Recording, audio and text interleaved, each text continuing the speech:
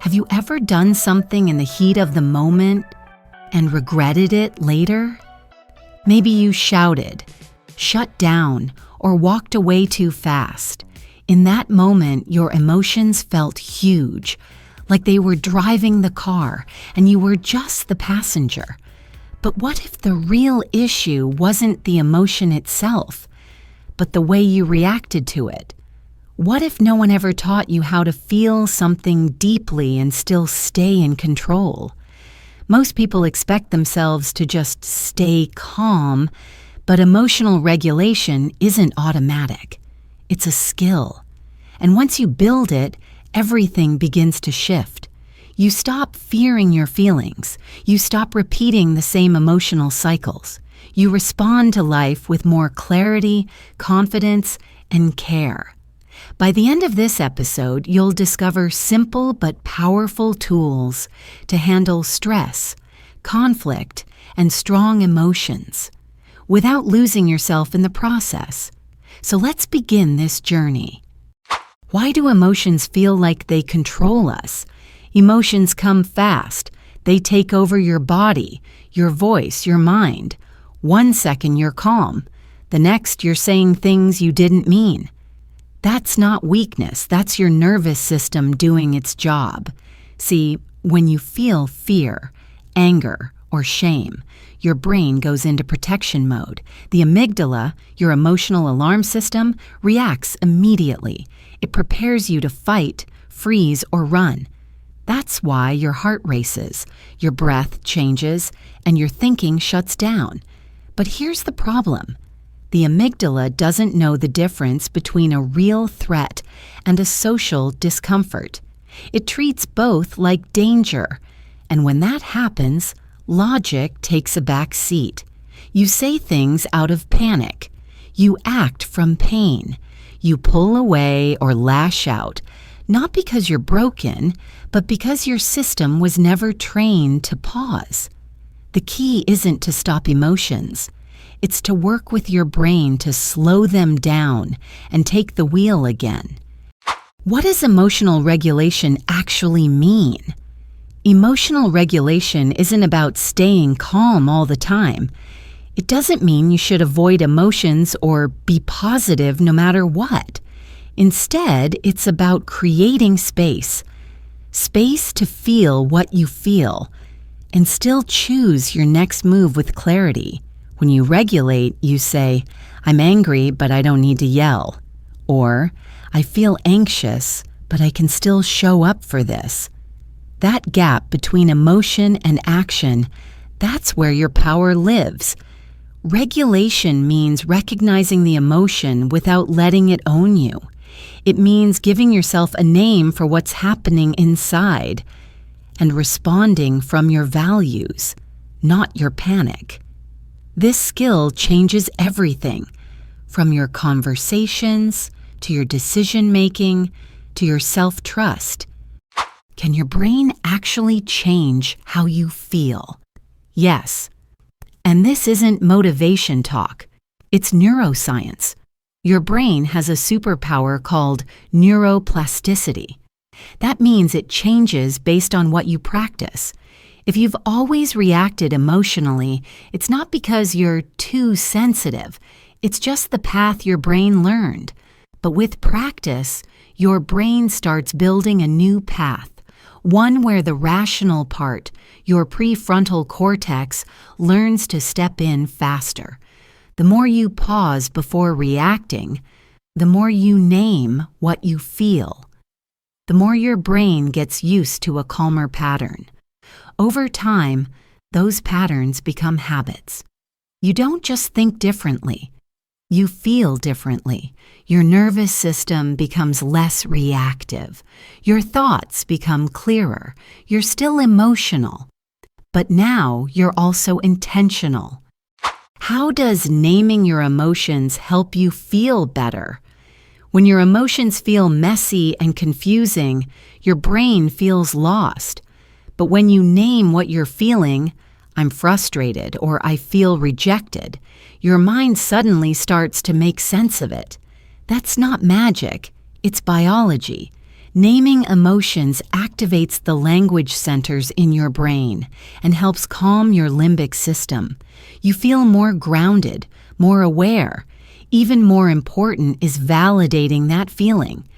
Telling yourself, "It's okay that I feel this way. It makes sense." You're not trying to escape the feeling. You're letting it exist, and that makes it shrink. When you name and validate your emotions, you take a huge step out of reactivity and into clarity. What happens when you act on emotions without checking the facts? Sometimes your emotion tells you a story, but it's not the whole truth. You feel ignored, so you think, "They don't care about me." You feel nervous, so you believe, "I'm going to fail." But feelings are not always facts. They're real, yes, but they come from thoughts, past experiences, and even body chemistry. And when you act based on them blindly, you can make things worse. That's why checking the facts is key. It means asking, is this feeling based on real evidence, or is it just my fear talking? This doesn't erase the emotion, it just gives you context. And when you add logic to emotion, your response becomes balanced, not impulsive. What is wise mind and why does it matter? Inside you, there are two minds, emotional mind and rational mind. Emotional mind feels everything deeply, but sometimes gets overwhelmed. Rational mind thinks clearly, but can ignore feelings. Wise mind is the space between. It's where emotion and reason meet. It's the voice inside you that says, "I feel hurt, but I want to speak kindly," or "I'm scared, but I know I can do this." When you practice emotional regulation, you're learning to live from your wise mind. You're not throwing feelings away. You're listening to them with logic. That place inside you, it's calm, clear, and grounded. And the more you visit it, the easier it is to stay there. How can you reframe your thoughts without denying reality? Reframing isn't about lying to yourself. It's about choosing a different meaning. Let's say you made a mistake. Your first thought might be, "I'm a failure." But reframing asks, what else could this mean? Maybe, "I'm learning what triggers me." This is called cognitive reappraisal. Neuroscience shows that when you reframe a thought with compassion and truth, your emotional response changes. The amygdala quiets down. You don't avoid the feeling, you just relate to it differently. This isn't toxic positivity, it's emotional flexibility. It's saying, "Yes, that was hard, but maybe it doesn't mean what I first thought it did." What if your emotions are pushing you toward unhealthy actions? Sometimes emotions urge you to do things that aren't good for you, like isolate when you're sad or attack when you feel rejected.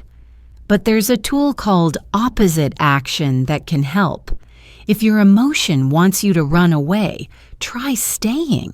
If it wants you to yell, try breathing. You're not ignoring the feeling. You're interrupting the behavior it's attached to. This sends new signals to your brain. You're showing it. I can feel this and still choose differently.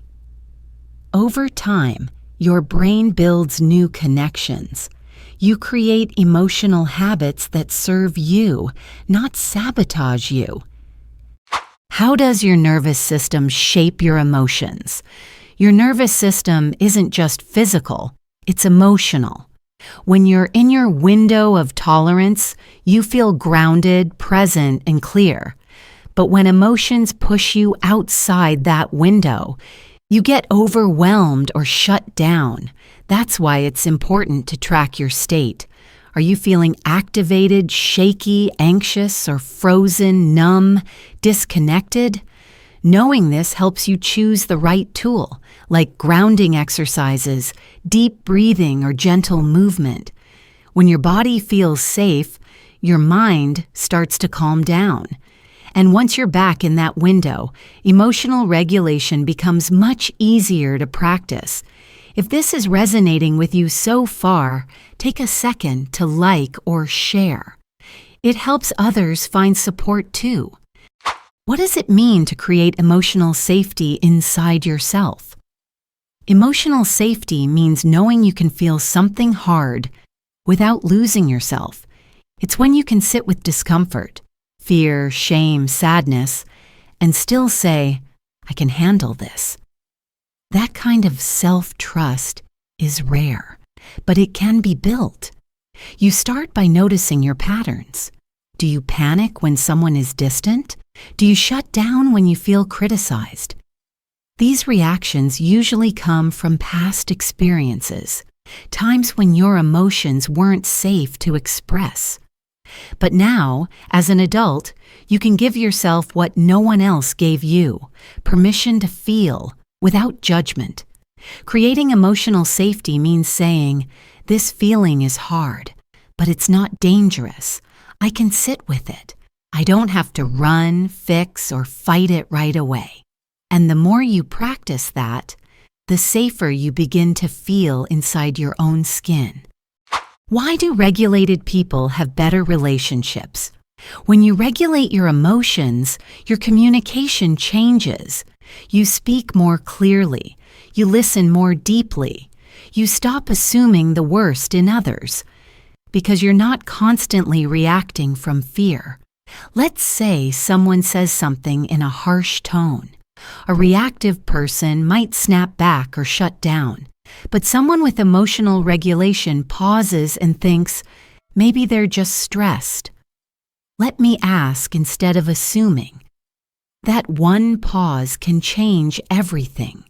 Regulated people don't need others to be perfect. They hold boundaries, but they also hold space. They can say, I feel hurt without attacking, or I need some time without disappearing. And that kind of calm creates safety, not just for you, but for the people around you. How do emotions affect your sense of identity? When emotions are overwhelming, they can distort how you see yourself. One bad day can make you feel like you're too much or not enough. One rejection can convince you you're unlovable. But these thoughts come from emotional storms, not from truth. You are not your emotions. You are not your reaction. You are the person experiencing them.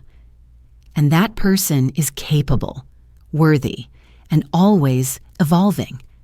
Regulation helps you come back to that core identity. It says, I may feel anxious, but I'm still a brave person.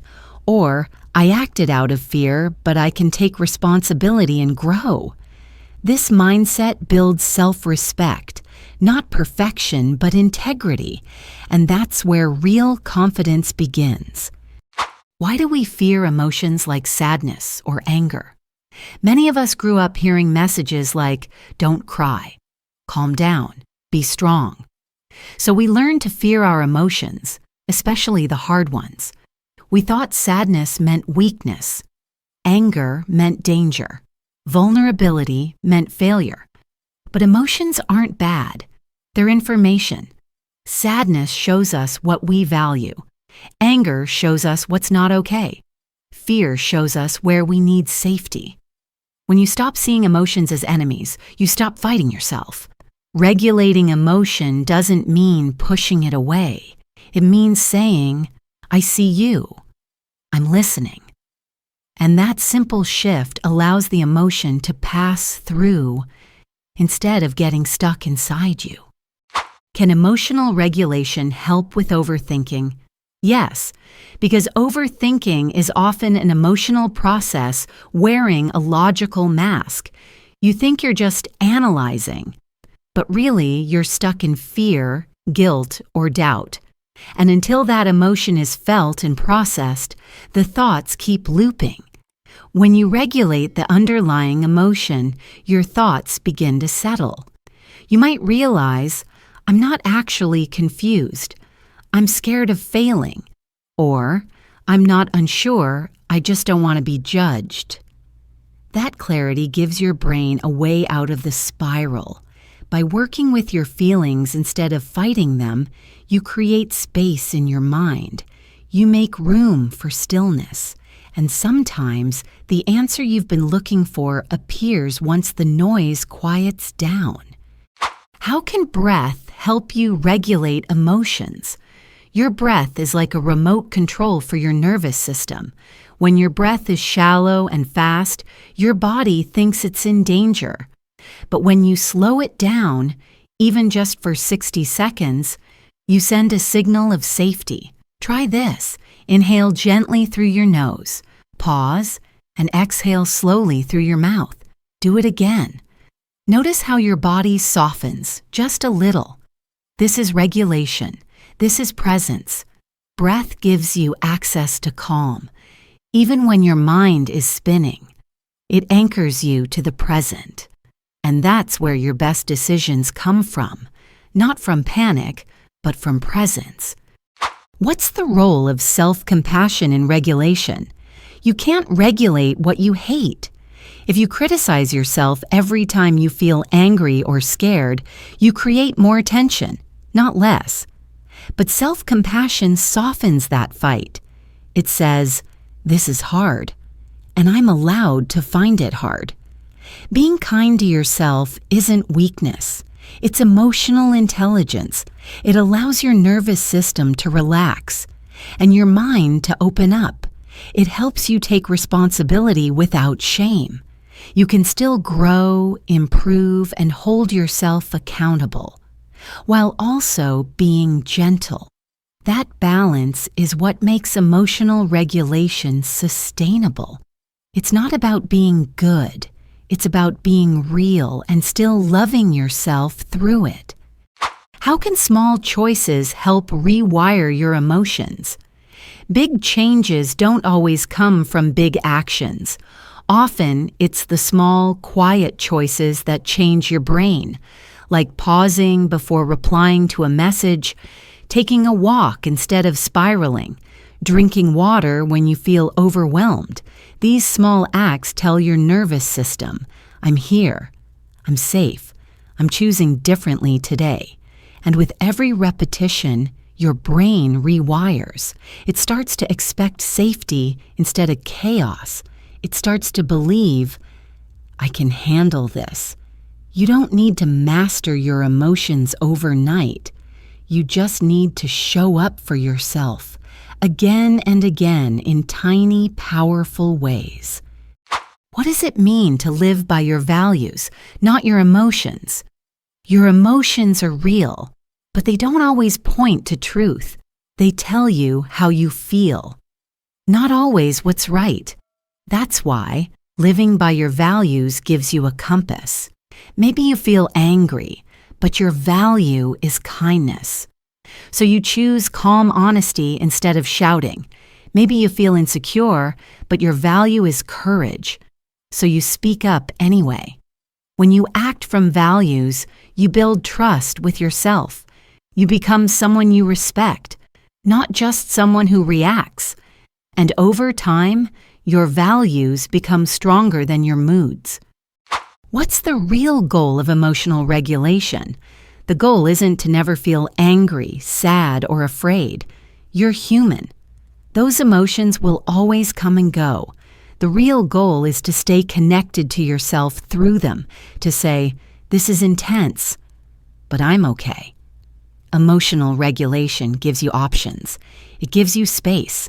It gives you a new kind of freedom, the kind that lets you pause, choose, and live with intention. So don't try to control your feelings. Instead, build a relationship with them. Listen to them, guide them, and let them guide you, not toward reaction, but toward wisdom, strength, and peace. If this episode supported you, subscribe for more. You deserve content that helps you grow in English and in life. And if something in this episode really spoke to you, tell me in the comments. I read every one. Your story matters.